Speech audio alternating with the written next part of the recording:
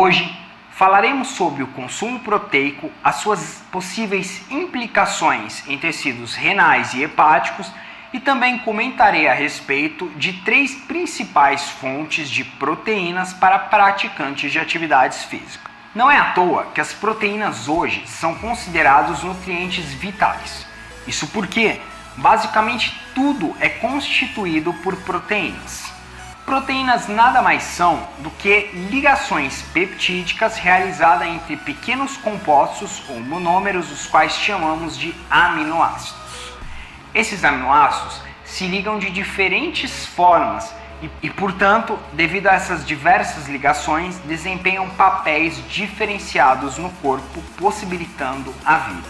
Entre as funções das proteínas, temos, por exemplo, as funções energéticas, as funções enzimáticas, as funções as quais constituem o sistema imunológico e, é claro, a sua função estrutural, inclusive no tecido muscular, que é o que mais nos importa a princípio. O praticante de atividades físicas, de uma maneira geral, ele tem um gasto energético e também proteico mais elevado do que um indivíduo sedentário.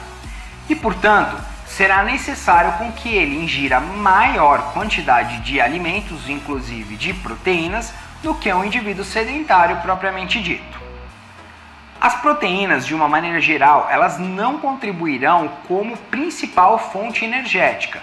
Entretanto, elas contribuirão para a ressíntese dos tecidos microlesionados durante as atividades físicas. Além disso, devido à depressão do sistema imunológico, o bom consumo de devidos aminoácidos será essencial para garantir as suas funções em perfeito estado. Porém, diante a supervalorização no consumo proteico, muitas pessoas costumam alegar que proteínas possivelmente fazem mal para o tecido hepático, ou seja, para o fígado, ou para o tecido renal, diga-se de outro modo, para os rins. Muito disso se deve a mitos e fatos de pessoas que já predispunham de algum problema renal ou hepático e faziam alto consumo proteico.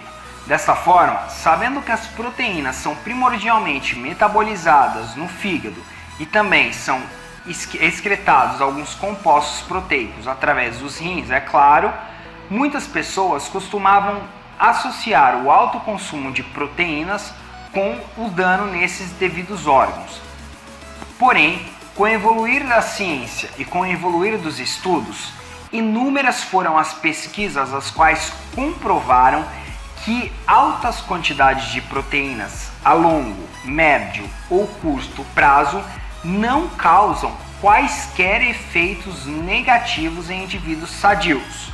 Pelo contrário, há de se dizer que o consumo excessivo de outros macronutrientes, especialmente de carboidratos, os quais eram grandemente valorizados no passado, pode trazer danos muito piores, como por exemplo a resistência à insulina, o aumento da adiposidade, entre outros. O consumo proteico para um praticante de atividades físicas deve ser relativamente maior do que para um indivíduo sedentário.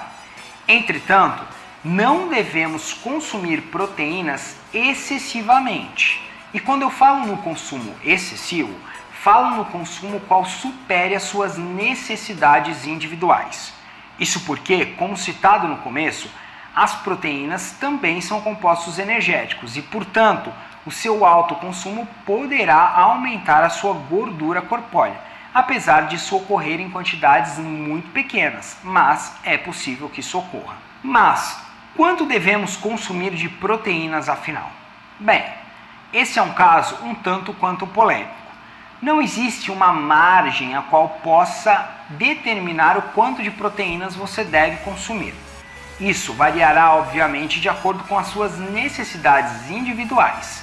Porém, entre as referências mais atuais que temos, observamos que aproximadamente um consumo de 2 a 3,5 gramas de proteínas por quilo corpóreo já serão suficientes para um praticante de atividades físicas. Porém, caso este faça uso de fármacos ou de outras substâncias ergogênicas, essas quantidades podem ser ainda maiores. Portanto, O bom acompanhamento profissional para a determinação destas quantidades será fundamental. Essas referências são dadas basicamente por artigos como, por exemplo, a Research and Recommendations da Journal of International Society of Sport Nutrition de 2010, ou mesmo pelas últimas pesquisas as quais individualizaram protocolos para bodybuilders em preparação, sendo eles natural, em 2014, também publicados na Journal of International Society of Sport Nutrition. Caso você queira algumas referências, por favor, busque no site da mesma. Mas é óbvio que você não necessita buscar somente neste site. Você poderá encontrar inúmeros artigos e inúmeros estudos em outros diversos sites. Mas lembre-se, sempre busque sites devidamente científicos. Sabendo então que as proteínas são fundamentais para os praticantes de atividades físicas, vamos comentar a respeito de 3 principais fontes as quais devem estar em sua dieta. Vamos lá? A primeira dessas fontes é o leite, salvo se você tiver algum problema relacionado ao consumo do mesmo, como por exemplo a galactosemia, a intolerância à lactose ou a alergia à proteína do leite. O leite, além de ser uma fonte de alto valor biológico, ou seja, de possuir todos os aminoácidos essenciais, que são os aminoácidos que o corpo não produz por conta de si próprio, presentes em sua composição, ele também tem altas quantidades de minerais como cálcio, os quais têm uma altíssima biodisponibilidade no corpo. Além disso, o leite, quando integral, é fonte de vitaminas lipossolúveis, é fonte de lipídios, inclusive o colesterol, molécula essa essencial para a síntese de testosterona, e fonte também de carboidratos, os quais fornecerão energia para a construção muscular.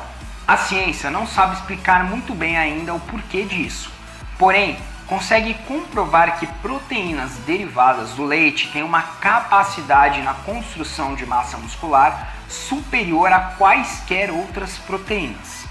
Portanto, vale a pena inserir leite e derivados em sua dieta. A segunda fonte que pode ser considerada indispensável na dieta é a sardinha. Mas, por que falamos da sardinha especificamente? Bem, existem outros peixes os quais são similares à sardinha, como por exemplo o atum ou mesmo o nosso conhecido salmão. Bem, todos eles têm aminoácidos e têm proteínas de altíssimo valor biológico. Além disso, eles têm uma capacidade de digestibilidade muito fácil, porque eles não são alimentos fibrosos. Portanto, o aproveitamento do aminograma destes alimentos é alto. Porém, salientamos a sardinha pelo altíssimo teor de ômega 3 a qual ela possui, superior ao do atum e superior também ao do salmão. Especialmente falando da sardinha norueguesa ou da sardinha de arenque, ela possui uma quantidade a qual auxiliará especialmente nos fatores imunológicos de seu corpo, e isso indiretamente contribuirá para o aumento da massa muscular, bem como para a sua saúde também. As sardinhas também são ricas em minerais como o fósforo e em vitaminas lipossolúveis. Além disso, para o brasileiro, este é um alimento de fácil acesso e de um custo muito baixo, o qual vale a pena investir. Vale salientar que caso você tenha algum problema com uma diverticulite, o consumo de sardinha não é recomendável devido às suas espinhas. Portanto, nesse caso, você poderá optar por outros peixes ricos em ômega 3. A terceira e última fonte, essencial para o praticante de atividades físicas, é a carne vermelha magra. E por que a carne? Porque a carne, além de também possuir proteínas de alto valor biológico, ela é riquíssima em creatina.